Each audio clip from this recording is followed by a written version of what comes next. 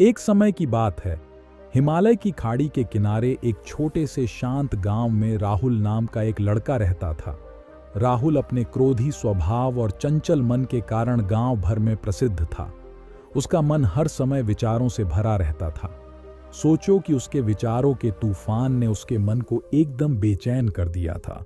उसके जीवन से शांति मानो गायब ही हो गई थी और वह हमेशा अपने ही ख्यालों में खोया रहता था और तनावपूर्ण जीवन जी रहा था। उनके अशांत मन और क्रोध के कारण उनके अपने परिवार के सदस्यों और गांव वालों से भी संबंध अच्छे नहीं थे, जिससे वह और भी अधिक अकेला और अपमानित महसूस करने लगा। वह और भी अधिक मानसिक तनाव की स्थिति में चला जाता है। एक समय की बात है, राहुल अपने गांव की गलियों में घूम रहा था। तभी राहुल की नजर एक बौद्ध भिक्षु की ओर पड़ी। देखा तो वहां बहुत भीड़ लगी हुई थी। तो राहुल ने भी जाकर पूछा कि प्रभु, मैं अपने अशांत मन को शांत कैसे कर सकता हूं? राहुल के इस सवाल पर बौद्ध भिक्षु गर्मजोशी से मुस्कुराते हैं और फिर कहा कि अशांत मन को शांत करने का अभ्यास आत्म जागरूकता से शुरू होता है। अपने भीतर उठने वाले विचारों का निरीक्षण करने के लिए प्रतिदिन कुछ समय निकालें। उन भावनाओं पर ध्यान दें जो आपके मन में आती हैं और देखें कि वे कैसे आती हैं और आकाश में गुजरते बादलों की तरह चले जाएं। राहुल ने आंखें बंद कर लीं और बौद्ध भिक्षु के कहे अनुसार अपने विचारों का अवलोकन करने लगे। जैसे ही उसने अपने भीतर उठने वाले विचारों पर ध्यान देना शुरू किया, उसे इसका एहसास हुआ। अपने अंदर चिंता और इच्छाओं की एक निरंतर धारा बहती हुई महसूस हुई। सिर्फ एक एहसास ने ही उसे एक अद्भुत शांति का एहसास कराया। उन्हें यह भी एहसास हुआ कि यह सभी विचारों और भावनाओं से अलग है। बौद्ध भिक्षु ने आगे कहा कि जैसे शक्ति ने खुद को सभी मोह माया से अलग कर लिया था, वैसे ही अपने मन को अशांतकारी विचारों और भावनाओं से मुक्त करने का अभ्यास विकसित करो। बिना किसी पूर्वाग्रह के विचार को वैसे ही स्वीकार करें जैसे वह आता है और फिर धीरे धीरे उन्हें जाने दें और अपना ध्यान वर्तमान क्षण पर केंद्रित करें। लेकिन राहुल ने टोकते हुए कहा कि अगर विचार और भावनाएं इतनी मजबूत हैं तो क्या होगा? बौद्ध भिक्षु ने कहा, यह बना रहता है और मन को छोड़ने से इनकार करता है। बौद्ध भिक्षु ने राहुल की बात से सहमति जताते हुए सिर हिलाया और कहा, ऐसे कई मौके आएंगे जब आपके मन में सवालों का बवंडर चल रहा होगा। जब आपका दिमाग आपकी बात ही नहीं सुनेगा, तो ऐसे में आपको अपनी सांसों की ताकत पर विश्वास करना होगा। एक बार फिर भिक्षु ने राहुल से कहा, अपनी आंखें बंद करो और अपनी सांसों पर ध्यान केंद्रित करने के लिए अपने पेट को ऊपर उठाते हुए और माथा से महसूस करे। बौद्ध भिक्षु ने बताया कि जब भी आपका मन अशांत हो तो तुरंत अपनी सांसों पर लौट जाएं। सांस की वाद्य गति आपको तुरंत वर्तमान के चरणों में वापस खींच लेगी और आपको शांति का अनुभव कराएगी।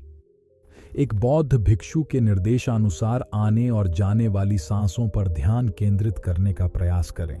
इस छोटे से व्यायाम से उन्हें मानसिक शांति का अनुभव हुआ। उसे याद आया कि उसकी सांसें हमेशा उसके साथ थीं, जो उसे वर्तमान क्षण की याद दिलाती थीं, आराम और शांति लाती है। राहुल के इस विकास को देखकर बौद्ध भिक्षु मंद मंद मुस्कुराए और बोले, मेरे प्रिय बेचैन मन को शांत करना एक ऐसा अभ्यास है जिसमें बहुत प्रयास और दृढ़ इच्छा शक्ति की आवश्यकता होती है, क्योंकि लगातार व्यायाम से मांसपेशियां मजबूत होती हैं। उसी तरह नियमित अभ्यास से मन भी शांत होता है। स्वीकृत में सिर हिलाते हुए इस बौद्ध भिक्षु को धन्यवाद देते हुए उन्होंने वादा किया कि आज से वह अपने अशांत मन को शांत कर सकेंगे और अपनी गैर शक्तियों को मुक्त कर सकेंगे। बौद्ध भिक्षु ने राहुल के कंधे पर हाथ रखकर कहा, मुझे आपकी क्षमता पर बहुत भरोसा है और आपको जल्द ही आंतरिक शांति मिलेगी। लेकिन याद रखें कि यह आसान नहीं होगा, लेकिन अगर आप दृढ़ इच्छा शक्ति और खुले दिल से प्रयास करेंगे तो आप निश्चित रूप से वह शांति पालेंगे जो आपके अंदर है।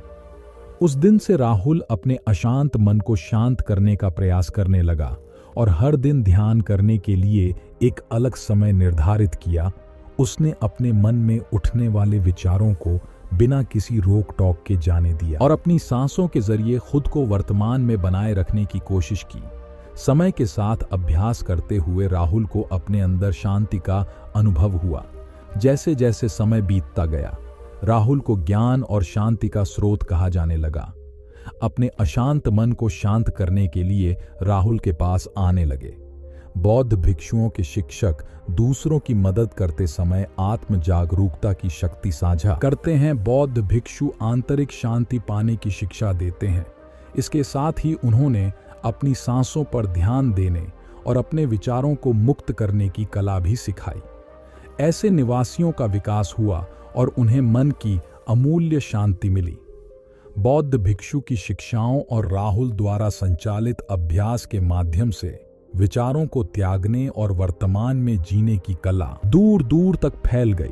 उन्होंने कई लोगों की जिंदगी बदल दी और जैसे जैसे समय बीतता गया, उनकी जिंदगी और भी बदलती गई।